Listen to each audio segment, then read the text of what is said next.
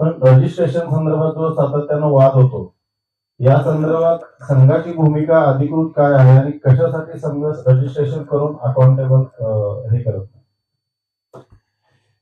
पहिली गोष्ट, हा विवाद नाही. काही लोक आपल्या राजकारणाकरता हा विवाद करत असतात.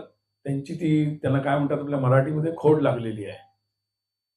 त्यामुळे ते त्यांचे मोठे नेते आहेत, ते पण रोज असंच काहीतरी बोलत राहतात.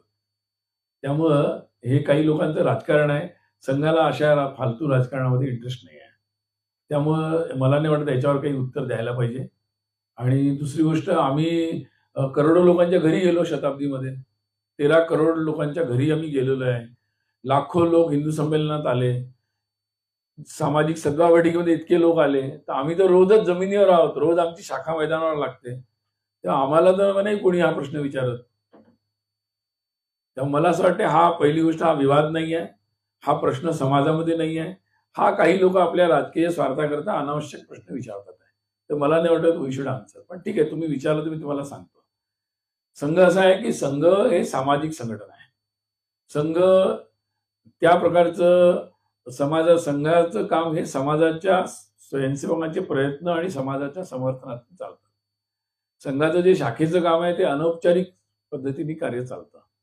आणि त्यामुळं त्या कार्यामध्ये मला असं वाटतं की त्या सहजतेने ते कार्य चालतं. आणि संघ 100 वर्षापासून आहे. ब्रिटिश काळातही होता. त्यानंतर स्वतंत्र भारतामध्ये पण आहे. आणि सरकारशी किती सारे संवाद झालेले आहेत. किती साऱ्या सरकारने ऑर्डर्स पण काढले, बंदी वगैरे करण्याची, बंदी उठवण्याची काढले. तेव्हा हे कुठेही प्रश्न उत्पन्न झालेले नाही आहेत.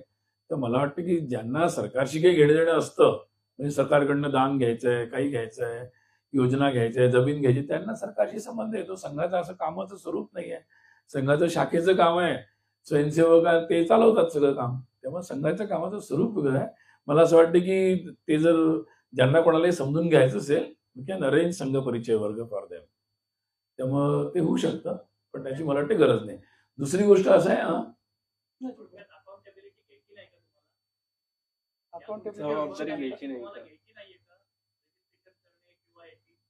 मला वाटते संघ इज रिकॉग्नाइज्ड.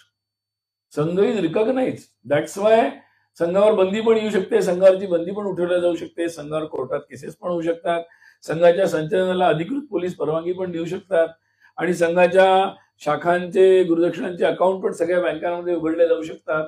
त्याचे व्यवहार बँकेतनच होतात. हे सगळं होऊ शकतं. तेव्हा संघ इज रिकॉग्नाइज्ड. तर मला